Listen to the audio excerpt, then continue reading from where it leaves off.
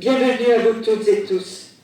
C'est avec un honneur et un plaisir chaque année renouvelé que la municipalité vous accueille à notre traditionnelle cérémonie des vœux, 2026 étant la dernière de ce mandat.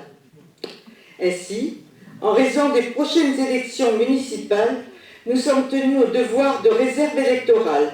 C'est pourquoi une stricte neutralité s'impose. Aussi, mon discours sera court et informatif, dépourvu de toute propagande électorale et ne fera aucune référence aux importants projets à venir, comme j'avais l'habitude de le faire chaque année. Mais je peux vous annoncer officiellement que le 11 juillet prochain, Fosmagne accueillera avec joie le passage du Tour de France. Voilà.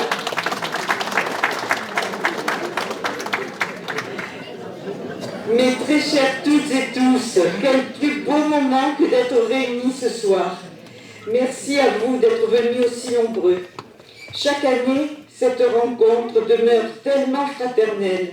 Mais cette année 2026, ces vœux restent pour moi une étape nostalgique.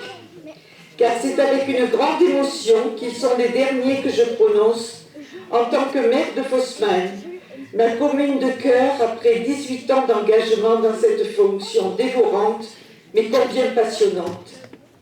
Arrivée au conseil municipal en 1995, j'ai eu l'honneur de travailler avec 5 équipes municipales successives. Premier mandat conseillère, puis un mandat adjointe et 3 mandats en tant que maire. Aujourd'hui, je suis sereine et satisfaite du chemin parcouru ensemble avec tellement de bienveillance et de reconnaissance de votre part. Durant toutes ces années, j'ai été profondément attachée et investie dans mon rôle de maire. Oui, les mairies de Fosmagne, d'Aja et de Thenon représentent 54 années de ma vie, avec des parcours professionnels passionnants de secrétaire de mairie, d'assistante parlementaire et d'élu. Je suis chanceuse car j'ai adoré mon métier ainsi que ma fonction. Œuvrer pour ma commune et ses habitants a été mon véritable oxygène et je vous en remercie. Certes, gérer une commune n'est pas un long fleuve tranquille, mais la satisfaction du travail accompli reste la plus belle des récompenses. Voilà, nostalgiquement une page se tourne, mais c'est la vie. Les années passent très vite et c'est déjà le temps des souvenirs. Ainsi, je quitte ma fonction de maire, mais avec détermination et enthousiasme, avec mon souhait de transmettre, je reste conseillère municipale au sein de notre équipe renouvelée. Oui, l'avenir de Fosmagne sera de la responsabilité de l'équipe que vous aurez choisie. Cette cérémonie est pour la municipalité un moment de partage et de convivialité qui nous permet de vous adresser nos vœux les plus sincères pour 2026. Une très bonne et belle année de santé, de bonheur et de sérénité, prioritairement pour vos vies de famille, vos engagements professionnels et associatifs et vos projets personnels.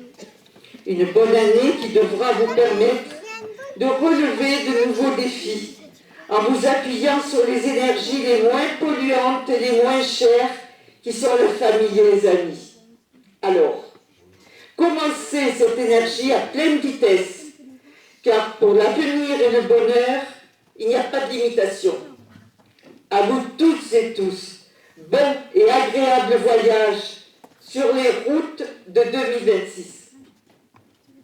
Nous souhaitons également avoir une pensée pour celles et ceux qui ont rejoint les étoiles en 2025, ainsi que récemment. Et nous pensons aux familles touchées par le départ de notre cher, mais aussi aux personnes qui sont en souffrance dans leur corps, mais également dans leur cœur. Toute notre affection les accompagne et que cette nouvelle année leur apporte apaisement, sérénité et réconfort. Chaque année depuis 2020, de nouveaux habitants rejoignent notre commune. Et c'est avec un immense plaisir que nous les accueillons chaleureusement. Bienvenue à notre nouveau boulanger Victor, installé depuis juillet 2025, à qui nous souhaitons beaucoup de succès et de bonheur dans sa nouvelle vie. Merci Victor pour la qualité de votre travail et de participer pleinement à la vie du village. Votre pain et vos viennoiseries sont authentiques et c'est un régal. Bienvenue également à Monsieur Prudhomme de la ferme de Picheny qui devient nouveau propriétaire de la conserverie du Manoir, réputée pour ses bons produits gastronomiques du terroir. Nous sommes ravis du développement de cette entreprise. Ces vues que nous échangeons ce soir traduisent d'abord notre souhait partagé de progrès et de réponses bien sûr optimistes pour l'avenir de notre commune. Nous devons à notre modeste échelle locale faire face quant à la situation de crise économique que traverse notre pays. À l'heure où les financements de l'État et du département se font de plus en plus rares avec des contraintes financières sans précédent, il nous faut plus que jamais rester unis et solidaires. Faire mieux avec moins est devenu notre credo, toujours guidé par les valeurs de courage, d'honnêteté, de solidarité, de franchise et de transparence. Pardon, je suis en train de...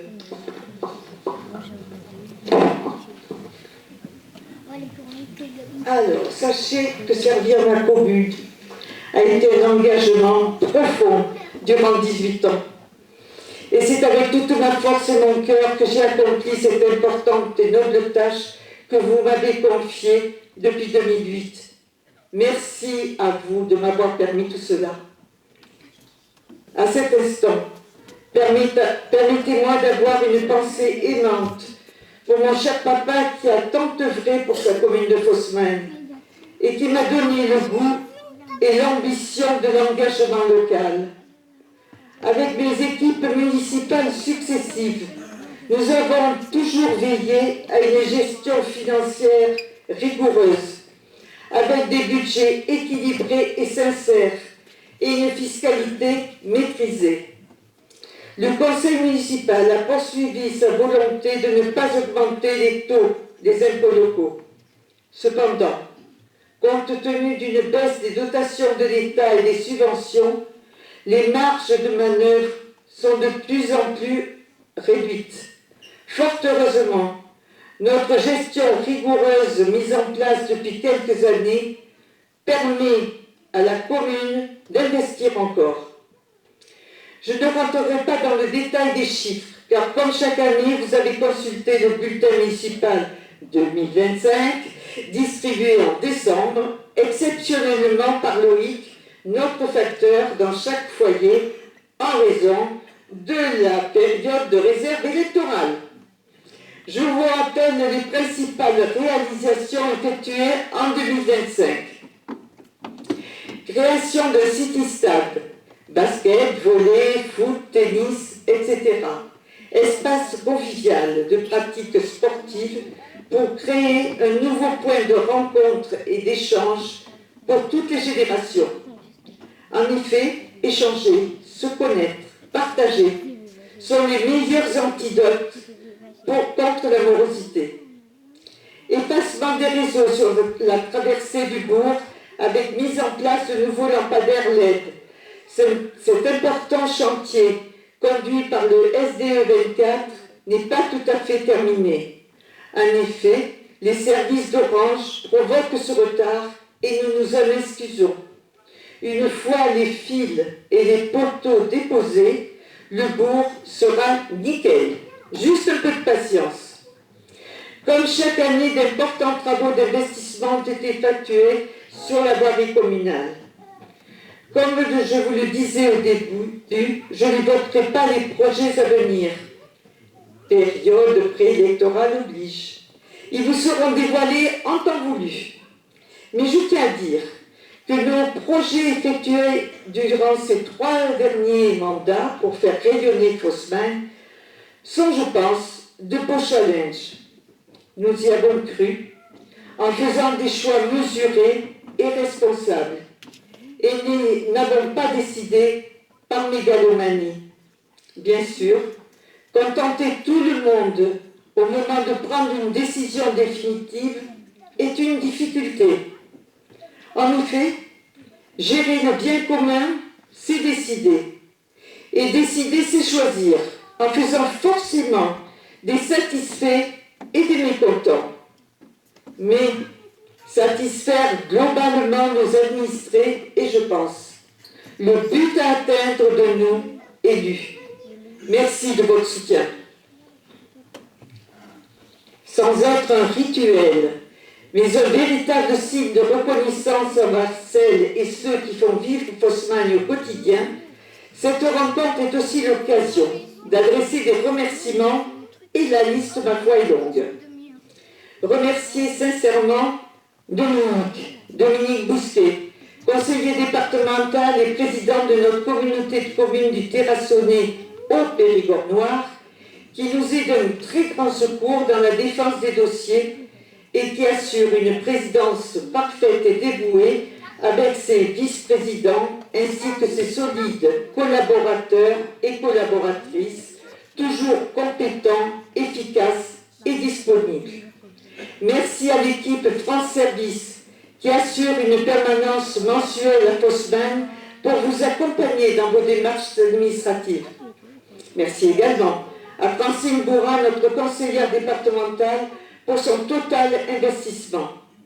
Merci à Madame la Présidente de l'ADMR et tous les membres de cette association, aux brigades de gendarmerie aujourd'hui absentes, car placées en période de réserve électorale, et au corps des sapeurs-pompiers de Tenon, toujours aussi dévoués et performants.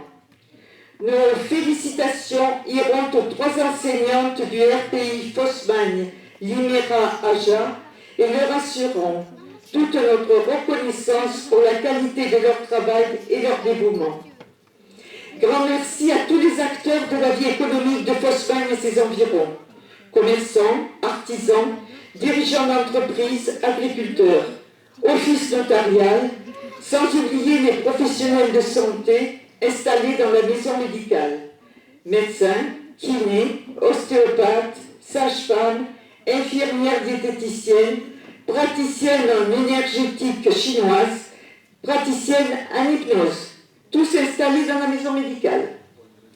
Également, merci à toutes les personnes de bonne volonté, les bénévoles et les représentants d'associations, le comité des fêtes, le club de pétanque, le football club Tenon-Limera Fosman, l'amicale de chasse, les amis du RPI.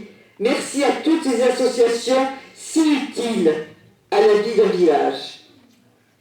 Naturellement, je ne pourrai clore mes remerciements sans mettre à l'honneur toute mon équipe municipale qui, par son implication et sa contribution sous quelque forme que ce soit, participe à ce travail quotidien et envers laquelle je m'appuie avec respect et confiance, sans oublier naturellement le personnel communal, administratif, technique et scolaire pour leur investissement permanent. Merci à Loré Dubois de Tenon qui nous a dressé un buffet convivial que nous allons déguster dans quelques instants. Oui, le monde bouge, la société évolue, mais nos valeurs doivent se recentrer sur l'essentiel. Fédérer, rassembler, partager sont les maîtres mots qui doivent retrouver du sens dans nos vies et notre quotidien à tous. Réapprendre la tolérance, la bienveillance et le respect indispensables pour permettre le vivre et le bien-être ensemble. Ce sont les vœux que je formule pour 2026, avec la santé par-dessus tout et plus que jamais. Savourons et préservons la paix dans notre pays peut-être en déclin. Aussi, je terminerai par cette citation de Jean Jaurès Il nous faut avoir aucun regret pour le passé, aucun remords pour le présent et une confiance inébranlable dans l'avenir.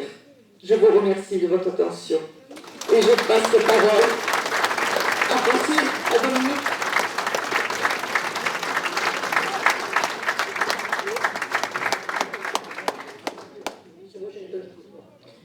Madame le maire, d'abord merci pour ton invitation.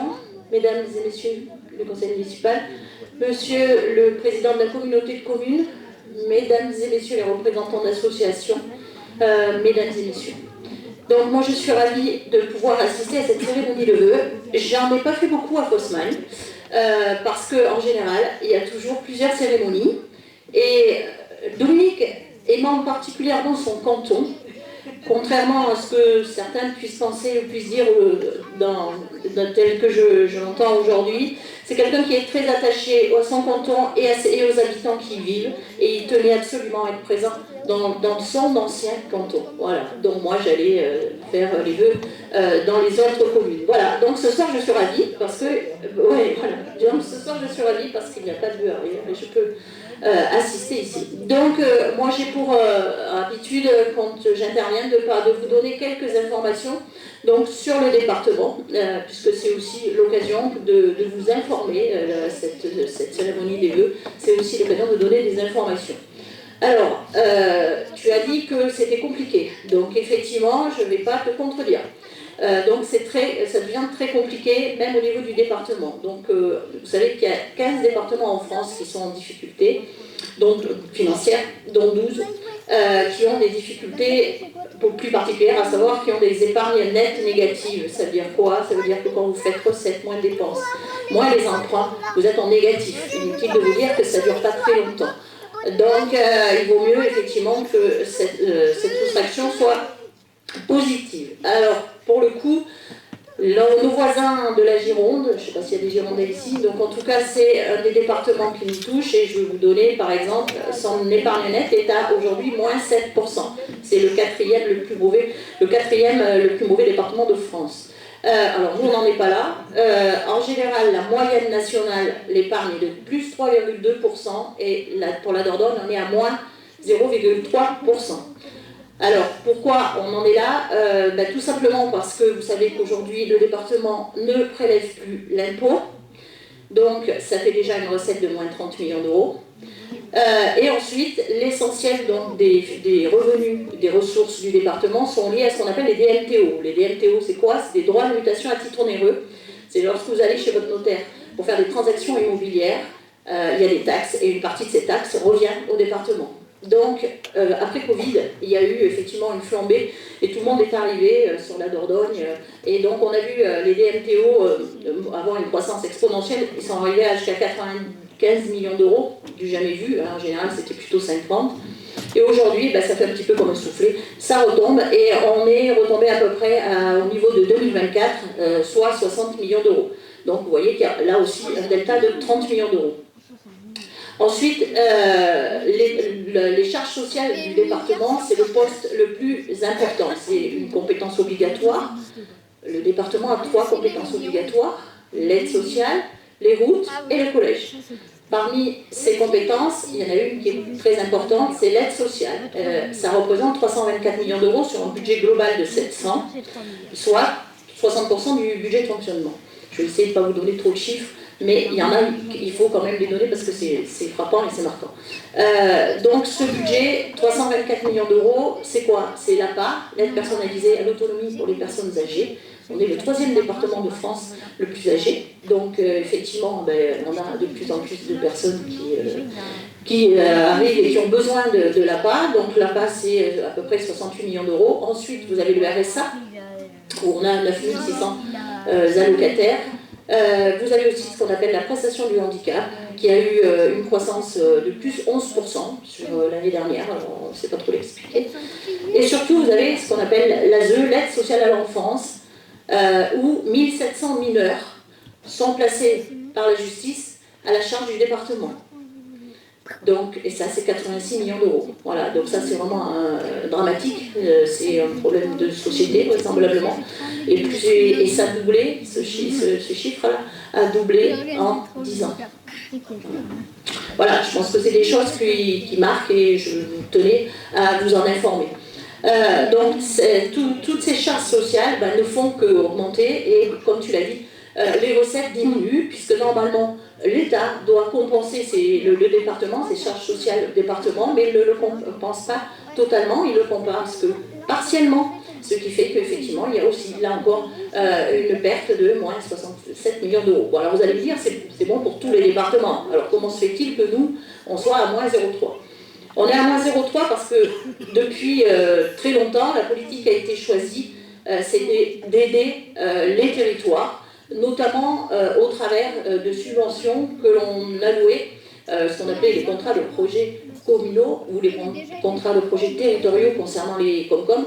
En ce qui nous concerne les contrats de projets communaux, nous avions une enveloppe, les conseillers départementaux, et nous devions les répartir sur l'ensemble des communes. L'année dernière, il y avait déjà eu quelques soucis. On vous avait demandé, les maires, de sélectionner un seul investissement. Alors comment vous pouvez tous les aider. L'année dernière, vous avez sur ce mandat, vous avez choisi un seul investissement.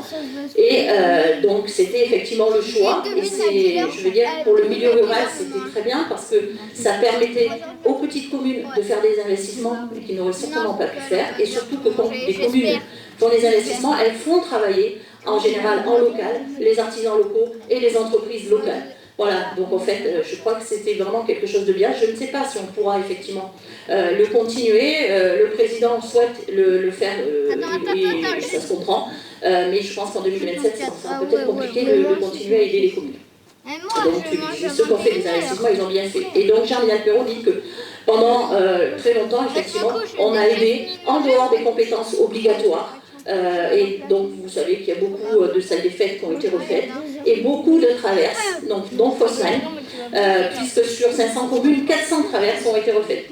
Voilà. Et c'est vrai qu'on ne voit pas ça dans tous les départements. Voilà, c'était un choix politique, mais bon, voilà, aujourd'hui c'est compliqué. Voilà à peu près pourquoi effectivement on a une situation. Donc face à ça, le président dit nous ne dépenserons pas ce que nous n'avons pas. Alors ça veut dire quoi? Ça veut dire qu'on va essentiellement se recentrer, comme je vous l'ai dit, sur les 3 compétences obligatoires et que tout ce qui est subventions aux associations, aide à la culture et d'autres, tout ce qu'on faisait, voilà, je pense que ça commençait à se réduire et ça va sûrement se réduire à peau de chagrin à l'avenir, mais bon, voilà. Et ensuite, vous avez tous entendu parler de Benac, donc je suis obligée de vous parler quand même de Benac. Alors, Benac, vous savez que donc il y avait eu un deuxième projet de Benac qui s'appelait la boucle multimodale et donc qui avait été déposé et le tribunal administratif vient de le rejeter. Par conséquent, Germinal Perrault a décidé de faire appel. Et par contre, vous savez qu'il y avait eu une décision de justice qui avait demandé à ce que l'on détruise ce qui avait été construit. Or, aujourd'hui, nous n'avons pas détruit. Donc, il y a ce qu'on appelle des astreintes. Donc, vous avez des astreintes qui courent. Elles étaient d'abord à 3 000 euros jour. Elles sont aujourd'hui à 5 000 euros jour. Donc, ces astreintes courront jusqu'à la remise en état total du site. Donc, même si on commence à détruire les piles, ça ne suffira pas. Il faut remettre à zéro, comme le terrain était avant, pour que les astreintes s'arrêtent. Donc face à ça, donc effectivement, Germinal Perrault a dit on va commencer à démolir, mais si on ne démolit pas jusqu'au bout, ça ne mettra pas fin donc, aux astreintes. Donc aujourd'hui, on en est où? Donc on a payé 1 922 000 euros d'astreinte à ce jour.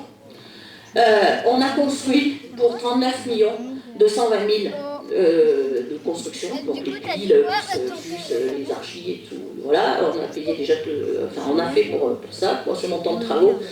Donc qu'est-ce qui reste aujourd'hui? Comment ça va se passer? Donc 2 solutions, soit on démolit, et ça nous coûtera en fait 41 millions d'euros avec toutes les études et tout ce qui se greffe, mais on n'aura plus rien.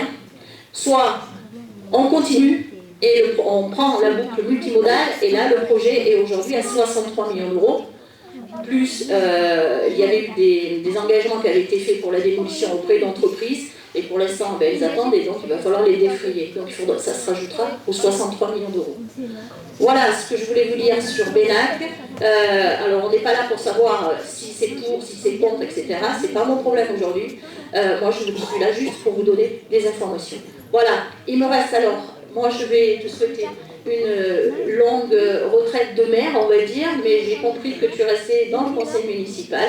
Donc voilà, je pense que tu continueras à aider tes équipes. Comme tu l'as fait, 18 ans, c'est bien. Bravo, c'est une partie de vie.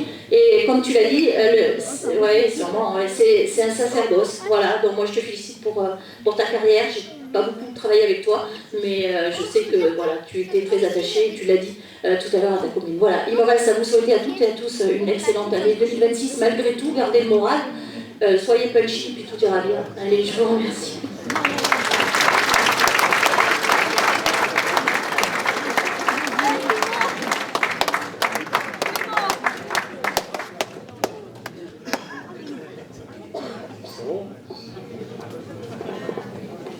Ils vont préparer le buffet maintenant. Donc, Madame le maire, Mesdames et Messieurs les conseillers municipaux, Madame la conseillère départementale, chers collègues élus, Mesdames et Messieurs les responsables des différentes associations, il y en a, à Fosmaï, Mesdames et Messieurs.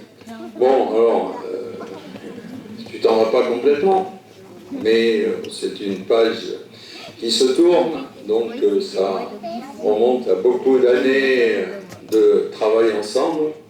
Et bon, je me rappelle de la secrétaire qui faisait mi-temps Aja et mi-temps Tenon, et qui a été en charge du budget. Alors il y en a plein qui ont fait des grandes études, qui ont fait l'ENA, toi tu ne l'as pas fait. Mais je me souviens qu'à l'époque, avec la perception, tu n'avais pas besoin d'aller demander au percepteur de faire le budget. Le budget, il a été fait. Voilà. Donc, déjà, à l'époque, la mairie de Tenon s'appuyait sur toi dans son budget, jusqu'à ce que, à un certain moment, on dise que tu avais trop bossé et qu'il fallait que tu ne t'occupes plus du budget. Donc, voilà. Donc, merci de tout ce que tu as fait pour Fosmaï, pour Aja, mais essentiellement pour Tenon. Voilà. Bon, et puis, bon, je pense que la nouvelle équipe aura besoin d'ordre des compétences concernant le budget. Voilà. Et c'est vrai que c'est de plus en plus compliqué et que chacun a des budgets difficiles. L'État, au niveau, moi je vous dis quelques mots sur l'intercommunalité. L'État, on me prévoit moins de 400 000 € de recettes l'année prochaine. Et je donne 2-3 chiffres, même si on a une épargne, puisqu'il y en avait hier soir qui ont écouté à Terrasson, les vœux de la communauté, notre épargne, elle est d'1 million. Mais une fois qu'on a financé nos opérations nouvelles, il reste 250 000 €. Donc quand il reste 250 000 et qu'on vous en enlève 400, il faudra bien faire comme le département, serrer les boulons quelque part. Le département, donc l'État, il diminue ses aides. Le département, Francine a décrit un peu la situation. Alors elle n'est pas catastrophique, il suffit, le département il n'est pas en faillite, même avec une épargne nette un tout petit peu négative, il suffit qu'il se recentre sur ses compétences et qu'il serre un peu les boulons, puisque c'est vrai qu'on faisait beaucoup de choses. Alors c'est vrai que moi pendant un temps, maintenant avec Francine, on est des emmerdeurs un peu, et que en tous les domaines, mais aussi avec la majorité départementale, et tant qu'on n'a pas tout ce qu'on veut, on râle. Donc on arrive un peu à avoir ce qu'on veut. Et puis je fais partie des meubles là-bas, des vieux meubles, donc je peux me permettre certaines choses et les obtenir. Donc les traverses sur notre canton, il y en a eu beaucoup de fêtes, beaucoup, que ce soit Hautefort, que ce soit Bas-de-Folle, que ce soit Sainte-Eulalie, Fosmaï, Tenon, n'en parlons pas, il y a 2 traverses de Tenon, il y en a eu pour un paquet de pognon. il y a quelques années. Les emprunts tombent juste maintenant, ce qui va permettre d'avoir là aussi des finances plus faciles, puisque les emprunts de Tenon passent de 133 000 € à 59 000 remboursement du capital. Donc il y a des moments pour investir et il y a des moments pour serrer les boulons. Et le département, il faut qu'il serre les boulons. Et si vous n'avez pas aidé, comme ça a été dit à cette époque, on n'aurait certainement pas pu le faire. Alors, tout ça, ça se traduit par des diminutions d'aide aux communes. Et la communauté cherche, en fonction de ses moyens, pour l'instant elle n'avait pas de problème, peut-être elle viendra, à compenser ce que le département et l'État ne font plus, et d'accompagner les communes dans 3 grands domaines. Numéro 1, tu en as parlé avec des installations sur Fosmail, mais c'est partout pareil. 1, c'est l'économie. Alors, il y a les zones d'activité, vous avez vu ici à Tenon, celle à côté du cabinet vétérinaire est en train de démarrer, après les fouilles archéologiques qui nous ont reculé les travaux pendant 2-3 ans. À la baisse, ça fait 4 ans qu'on a signé les sous-seins, j'espère bien, mais grâce au département, là, c'est le département qui a accepté de faire les fouilles, c'est qui va nous avancer le dossier, parce que si on attendait l'INRAP, il y en aurait encore pour très longtemps. Et là, le département va nous les faire. Donc on devrait petit à petit boucler ce dossier. Ça, c'est les zones d'activité. Vous en avez une ici. Et ce matin, on y était dans la zone d'activité pour essayer d'expliquer à l'État que certaines entreprises, pour perdurer ici, avaient besoin d'extension. Voilà. Et c'est pas du tout évident, puisque on est en zone rouge du PPRI, ce qui veut dire que les extensions sont interdites. Alors avant que le manoir déborde et noie Fosmail, à mon avis, il y a de la marge, mais c'est classé. Et quand c'est classé, ça veut dire non construction. Voilà, donc on s'y bat dans cette zone de Fosmail. Les commerces, un boulanger, on l'accompagne aussi, puisqu'on accompagne tous les commerces. Et c'est Francine, qui est la vice-présidente à l'économie, qui suit ces dossiers. À la dernière commission du conseil communautaire, Daniel y était, on a voté 74 000 € d'aide pour le territoire, et c'est à peu près pareil, puisqu'on met 300 000 € par an d'aide aux petits commerces. Donc, c'est augmenter les recettes, dynamiser les communes et implanter les activités. Après, il y a les services à la population. Et je veux parler, que ce qu'on fait cette année, parce que moi aussi, je dois parler que de cette année, mais les zones dont j'ai parlé, c'est cette année, qu'elles risquent d'aboutir. Voilà. Et donc les services, il y a le France Service, qui est très très apprécié par l'ensemble de la population, avec les fixes à Terrasson, Hautefort, Tenon, et le bus itinérant qui vient dans chaque commune toutes les 3 semaines pour aider les gens dans leur démarche administrative. Il y a la mobilité qu'on a lancée, où il est important aussi d'aider les gens à se déplacer. C'est le covoiturage solidaire, c'est l'autopartage et c'est la location de véhicules et de vélos électriques. Concernant les vélos, il y a aussi les pistes cyclables que l'on fait sur le territoire, puisqu'on a la Flow Vélo d'un côté de l'IBEX qui va jusqu'à Sarlat, et de l'autre côté la Vézère à vélo qui structure nos pistes cyclables, et on fait pour 100 000 € par an d'aménagement de pistes cyclables. Bon, il y a la politique de l'enfance, avec les centres d'accueil de loisirs. Donc il y en a un à Tenon, un à Bas-de-Folle et un à Terrasson. Et ils sont aussi financés par les communautés de communes. Donc voilà, sans être exhaustif. Et puis il y a l'assainissement, puisque le premier grand chantier a été fait.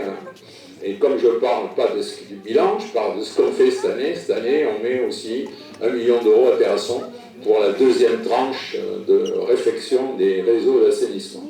Donc vous voyez, quels que soient les âges et les localisations, la communauté de communes accompagne les uns et les autres. Et c'est notre 3e volet, c'est l'aide aux communes. Et dès cette année, on a décidé de donner, pour remplacer ces contrats de projets communaux qui diminuent, de retenir un dossier par mandat de 6 ans de 25 000 € pour accompagner les investissements. Donc 25 000 €, 6 communes par an sur un mandat, donc 6 x 6, 36, ils y passeront tous, il y en a 37 communes, donc on se débrouillera bien. Et ça fait quand même 900 000 € dans un mandat qui seront attribués aux communes. et dans les choses qui coûtent un peu d'argent cette année, qui n'étaient pas prévues. Et ici, vous avez été un des premiers à en bénéficier, puisque c'est sur la fibre optique.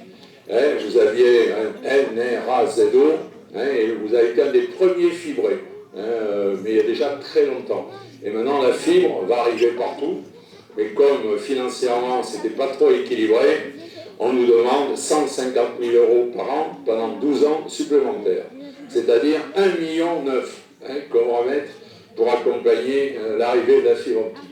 Voilà, comme quoi, et j'espère qu'on continuera à avoir les moyens de faire tout ça, et d'accompagner les communes, et je ne parle pas de la vie associative, ici où il y a plein de choses qu'on a accompagnées, même ce qui était des fois tangent dans les règles.